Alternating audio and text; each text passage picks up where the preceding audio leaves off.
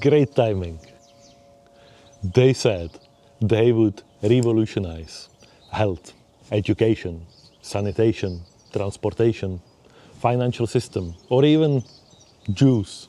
What they really revolutionized was your ability and willingness to spend $399 on a paperweight.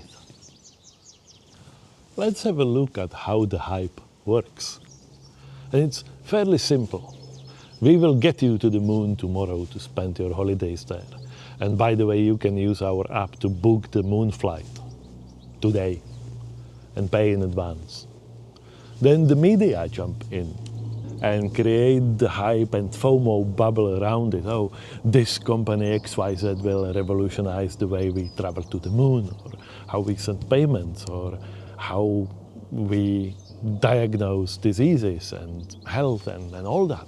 When in the end of the day, what you really get is either a useless app with a subscription in it, or a glorified juicer.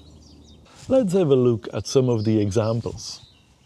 Theranos, probably you heard about that one. From a single drop of blood, we will use magic to diagnose literally any disease and how to provide cure for it. IBM Smarter Cities, we will completely redesign and automate cities so that they are these wonderful utopistic things where everyone will be shiny, happy, no traffic, jams, no nothing. Everything will be wonderful. Teslas, we will have an autopilot so that you don't have to do the driving. We will take the only joy of what's the purpose of driving a car, and that is driving by doing it automatically for you. Segway, we will completely transform how the transportation is done in the cities. None of it really worked out, or did it?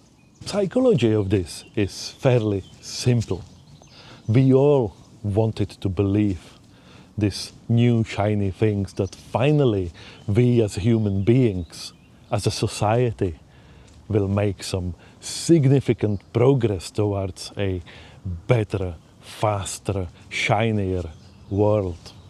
Because how good would it be to use magic to be healthier, rather than taking action ourselves and take control of what we eat and how we control our health. How cool would it be to go up in space and spend holiday on the moon or on Mars when the Mediterranean is already boring?